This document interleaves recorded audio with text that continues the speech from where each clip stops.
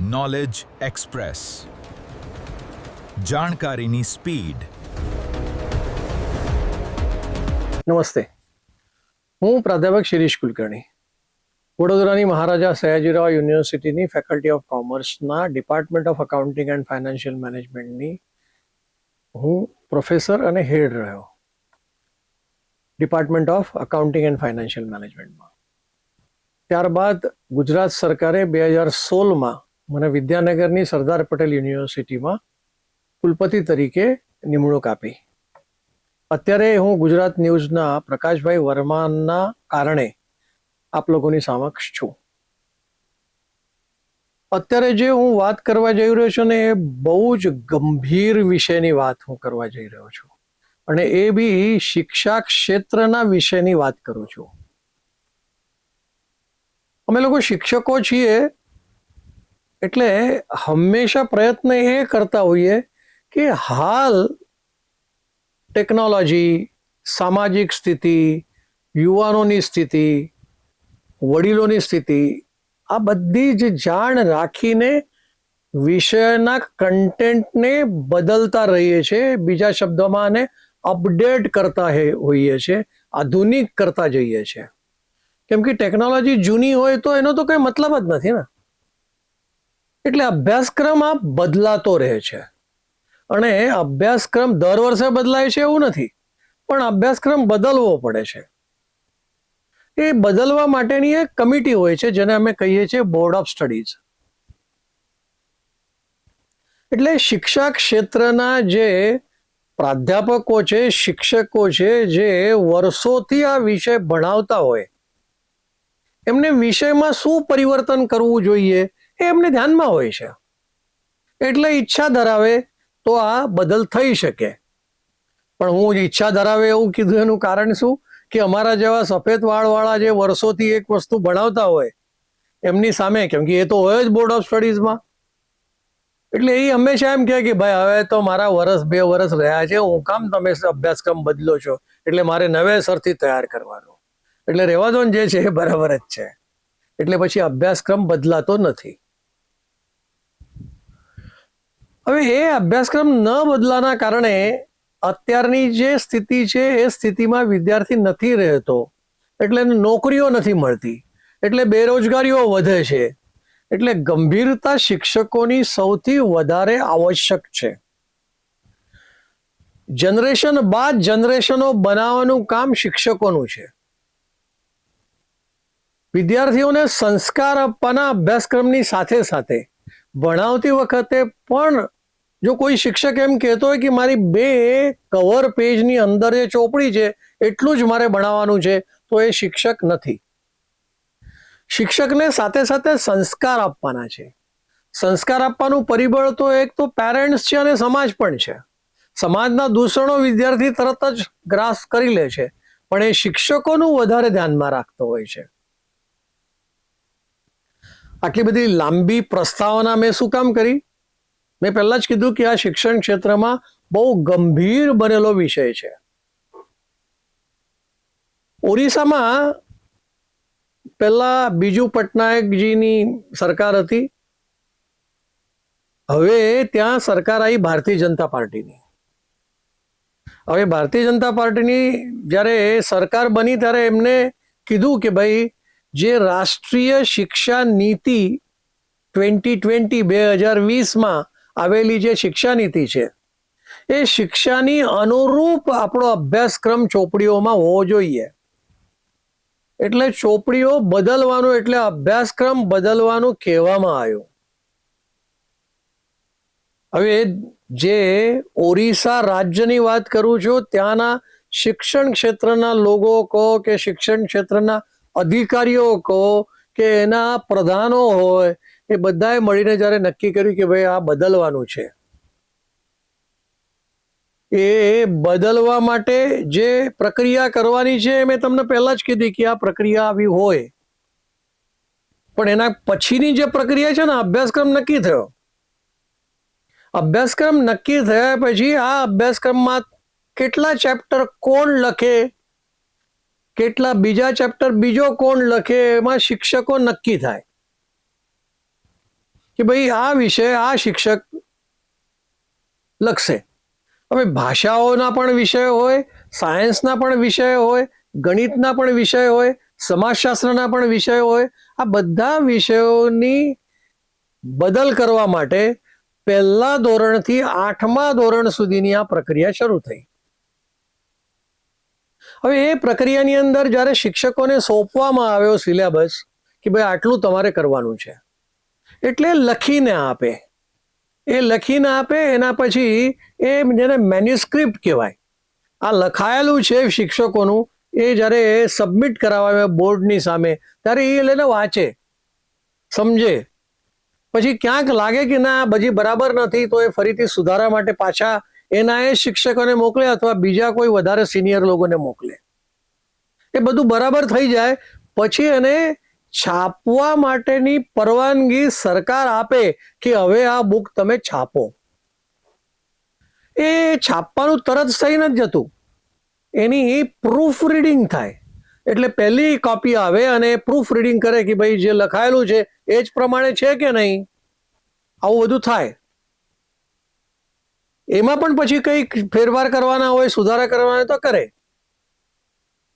અને પછી એક સેમ્પલ તરીકે થોડાક પુસ્તકો બહાર પાડવામાં આવે અને એ પછી ફરીથી શિક્ષકોને, શિક્ષક તજ્ઞોને એ મોકલવામાં આવે. બધું બરાબર છે, પછી બાકીની પુસ્તકો છાપવામાં આવે.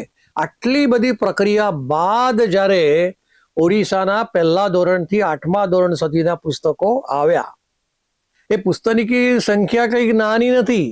286 લાખ પુસ્તકોના નંગ બન્યા. હવે એ પુસ્તકો જ્યારે બન્યા ત્યારે વિચાર કરો કે કેવી પરિસ્થિતિ હતી કે ભાઈ 296 લાખ પુસ્તકોમાં 380 કરોડ રૂપિયાનો ખર્ચ થયો છાપવામાં. એમાંથી 53 લાખ વિદ્યાર્થીઓ માટે આ પુસ્તકો હતા અને 50,000 શાળાઓની અંદર આ પુસ્તકો જવાના હતા. પણ પુસ્તકોની સ્થિતિ શું હતી? એ પુસ્તકોની અંદર ભૂલોનો ભંડાર હતો. એમાં તાત્કાલિક ધોરણે જે ભૂલો કાઢી છે ને એ ભૂલો 1672 ભૂલો છે. 296 પુસ્તકો અને એમાં 55 વિષયો, ટોટલ 55 વિષયોના પુસ્તકો હતા, જેમાં નંગ 296 લાખ થયા. પણ એમાં જે ભૂલો નીકળી એ ભૂલોની સંખ્યા પણ ઐતિહાસિક છે. આટલી બધી ભૂલો, ટેક્સ્ટ બુક જે સરકાર છાપે છે એમાં આટલી બધી ભૂલો, આવું ક્યારેય નથી બન્યું, પણ આમાં બન્યું છે. અને તમે જ્યારે ભૂલો સાંભળશો ને તો હાસ્યાસ્પદ નહીં, તમને એ શિક્ષકોને મારવા જોઈએ એવું લાગશે કે આવી ભૂલો થઈ. જો ભૂલ જોજો કેવી છે.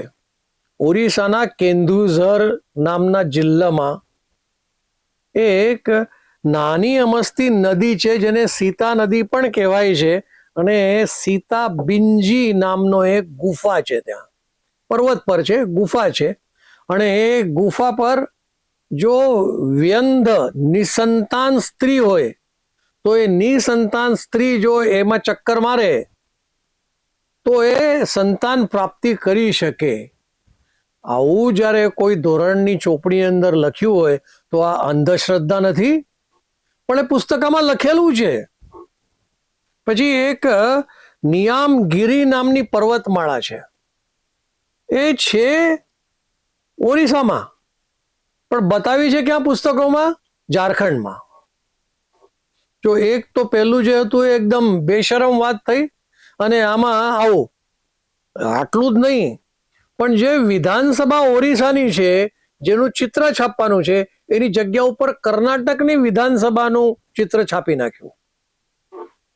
પણ ટોચ પર જો શું થયું, જ્યારે રાજભવન ઓરિસ્સાનું છે એનું ચિત્ર છાપવાનું હોય તો એ ચિત્રની જગ્યા પર રાષ્ટ્રપતિ ભવનનું ચિત્ર છાપી નાખ્યું. હવે આવી ભૂલો જ્યારે કોઈ કરતું હોય તો કેવી રીતે આપણે સ્વીકારી લેવાય? કયા પ્રકારના પુસ્તકો બન્યા અને કયા પ્રકારના શિક્ષકોએ આ બધું કર્યું છે એ આશ્ચર્ય લાગે છે. ત્યાં શિક્ષકોની એસોસિએશન છે એને પત્ર લખ્યો શિક્ષણ વિભાગને કે ભાઈ આ તો કેટલી ભૂલો અને કેવી ભૂલો છે કે આ જે ભૂલો માટે માફી અપાય જ નહીં એ પ્રકારની આ ભૂલો છે અને ચલાવી લેવાય એવી નથી. પણ એમને એક સાથે સાથે એક વસ્તુ કહ્યું કે ભાઈ જે ભાષાંતર કર્યું છે એ એઆઈ દ્વારા કર્યું છે, આર્ટિફિશિયલ ઇન્ટેલિજન્સમાં મૂકીને ઓરિસ્સા ભાષાની અંદર ભાષાંતર કરાયું. એટલું જ નહીં, કેટલાક લોકોએ તો એવું કીધું છે કે જે આ કન્ટેન્ટ છે ને, જે અંદર લખેલું છે, ભાષાંતર જવા દો, પણ જે લખેલું છે એ એઆઈ દ્વારા માગ્યું છે. હું તમને એઆઈ ની એક હજી ઉદાહરણ આપું છું. એક ભાઈએ પોતાના હાડકાનો એક્સરે કાઢ્યો. સારું દવાખાનું છે, એકદમ કિફાયતી ભાવે એ સમાજને ઉપયોગી થાય એવું કામ કરે છે. પણ જ્યારે હાડકાનો એક્સરે કાઢ્યો હોય તો એક્સરે નો રિપોર્ટ એ એઆઈ ને મોકલે અને એઆઈ એના ઉપર એનો રિપોર્ટ મોકલે, પછી એ દર્દીને આપે. એટલે એઆઈ કેટલું અંદર ઘૂસી ગયું છે એ આપણને ધ્યાનમાં આવે. આર્ટિફિશિયલ ઇન્ટેલિજન્સનો ઉપયોગ લાભદાયક થવો જોઈએ, એ તો ગેરલાભ થાય. ભાઈ વિધાનસભા 2 રાજ્યોની બદલાઈ ગઈ, અંધશ્રદ્ધા ફેલાવી ગઈ, કે પર્વતમાળા જગ્યા બદલાઈ ગઈ. આવું એઆઈ દ્વારા મંગાવવામાં આવ્યું અને કન્ટેન્ટ પણ એઆઈ, ભાષાંતર પણ એઆઈ. ચલો ને, એ જે થયું હશે. પણ આશ્ચર્ય નથી લાગતું કે કેટલી પ્રક્રિયામાંથી જ્યારે પુસ્તકો નીકળતા હોય છે ત્યારે એ પ્રક્રિયામાં ક્યાંય કોઈને જ ખબર નહીં પડી કે ભાઈ આ શું થયું છે. એનો અર્થ શું? કોઈએ વાંચ્યું જ નથી. વાંચા નગર સીધું જવા દીધું છે. હવે એઆઈ ના કારણે જે ભાષાંતરો થયા ને એ બી જાણવા જેવા છે. એક ભાષાંતર છે મોગલ. મોગલની જગ્યા પર લખાઈ ગયું શું? ગોગલ. એટલે ભાષાંતરમાં પણ ભૂલ આવી કે મોગલના ગોગલ થયા. શીખ એમ્પાયર લખવાનું તો એની જગ્યા ઉપર શિયા લખાઈ ગયું. કુચીપુડી જગ્યા ઉપર લખવાના બદલે કાચા પુડા લખાઈ ગયું. મેંગુ નું જંગલ, મેંગ્રુ જેને કહેવાય ને, એ મેંગ્રુના જંગલની જગ્યા ઉપર મેંગો લખાઈ ગયું. એટલે ભાષાંતર પણ ગયું અને કન્ટેન્ટ પણ ગયું. આવી બધી પરિસ્થિતિની અંદર આટલી મોટી સંખ્યામાં જ્યારે ભૂલ થતી હોય ત્યારે આખો શિક્ષણ વિભાગ જવાબ શું આપે છે એ બી જાણવા જેવું છે. શિક્ષણ વિભાગ એવું કહે છે કે ભાઈ અમને તો 15 મહિનામાં આ બધું કરવાનું હતું. ભાઈ 15 મહિનામાં કરવાનું હતું કે 15 મહિના ઓછા છે? 1.25 વર્ષ થયું અને 1.25 વર્ષની અંદર આટલી ભૂલો કરવા માટે તમને સમય મળ્યો છે, પણ તમે વાંચી નથી શકતા, પ્રૂફ રીડિંગ પણ નથી કરતા કે ભાઈ આ પ્રકારનું કન્ટેન્ટ આની અંદર આવ્યું છે અને આ પ્રકારનું ભાષાંતર થયું છે. તો એ તો ન થવું જોઈતું હતું ને, પણ થયું છે. અને એના માટે ઓરિસ્સાના શિક્ષણ વિભાગ આ બધી શાળાઓને શિક્ષણ વિભાગે 122 પાનાનો પત્ર લખ્યો બધા શાળાઓને. કેમ કે ચોપડીઓ તો પહોંચી ગઈ વિદ્યાર્થીઓ પાસે, શાળામાં પહોંચી ગઈ. તો હવે આ ખોટું ભણાવે તો કેમ ચાલે? તો 122 પાનાનો એક પત્ર લખ્યો જેની અંદર કોરુગંડમ કહેવાય ને, એટલે જે ભૂલ સુધારણા વાળી સૂચિ કોરુગંડમ, એ ભૂલ સુધારીને તમે ભણાવો. આવી રીતે 115 પાનાનો પત્ર એમને લખ્યો કે ભાઈ આ જ્યારે તમે ભણાવશો ને તો ભણાવતી વખતે આની જગ્યા પર આવું વાંચજો, આવું તમે શીખવાડજો. આ પ્રકારનો પત્ર લખીને આખો ભોપાળું, જે કહું છું ને કે ઇતિહાસમાં ક્યારે પણ આ પ્રકારની ભૂલ કોઈ પણ રાજ્યમાં નથી થઈ અને ભવિષ્યમાં ન થાય એના માટે આ એક દાખલો પણ થઈ ગયો છે. એટલે વિચાર કરવા જેવી વાત તો છે કે ભાઈ આ કેમ આવી રીતે ચલાવી લેવાય. મેં તમને જે ભૂલોની વાત કરી ને, તો 8મા ધોરણમાં 705 ભૂલો છે. હવે ભૂલો કાં તો ગ્રામરની હશે, કાં તો શબ્દોની હશે, વ્યાકરણની હશે, વિષયની હશે. જે બી હોય ભૂલો, 705 ભૂલો 8મા ધોરણની ચોપડીઓ અંદર મળી. 7મા ધોરણની ચોપડીમાં 387 ભૂલો થઈ. 9મા ધોરણમાં 75 ભૂલો થઈ. 5મા ધોરણની અંદર 289 ભૂલો થઈ.